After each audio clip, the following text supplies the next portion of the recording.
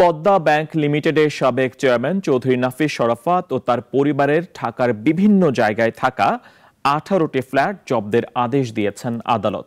দুদকের আবেদনের প্রেক্ষিতে ঢাকার সিনিয়র স্পেশাল জজ এ আদেশ দেন। আরো জানাচ্ছেন সাইফুল শাহিন। আওয়ামী সরকারের আমলে দখল দুর্নীতির মূর্ত প্রতীক নাফিস শরাফত ক্ষমতার দাপট কাজে লাগিয়ে দেশ বিদেশে গড়ে তুলেছেন সম্পদের পাহাড়। এরই মধ্যে তার সম্পদের খোঁজে নেমেছে দুদক। সন্ধান মিলেছে বিপুল পরিমাণ সম্পদের। নাফিস শরাফতের নামে গুলশানে 20 তলা বিশিষ্ট একটি বাড়ি, ক্যান্টনমেন্ট বাজারে 4টি, নিকুঞ্জ উত্তর আবাসিক এলাকায় 1টি ও বসুন্ধরা আবাসিক এলাকায় ফ্ল্যাট সহ রাজধানী ও রাজধানীর বাইরে কয়েক বিঘা জমি রয়েছে।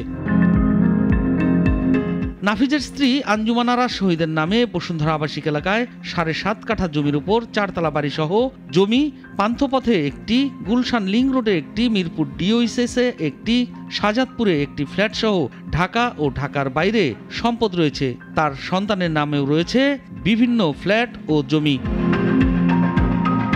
দুদকের অনুসন্ধান টিমের প্রধান কমিশনের উপপরিচালক মাসুদুর রহমান এসব স্থাবর সম্পদ ক্রোকের আবেদন করেছিলেন। তারই প্রেক্ষিতে আদালত এসব সম্পদ ক্রোকের আদেশ দেন। বর্তমানে চৌধুরী নাফিস শরাফত, তার স্ত্রী আঞ্জুমান আরা শহীদ এবং তার পুত্র চৌধুরী রাহিফ সাফওয়ান শরাফত পলাতক রয়েছেন। সাইফুল শাহিন, নাগরিক, ঢাকা।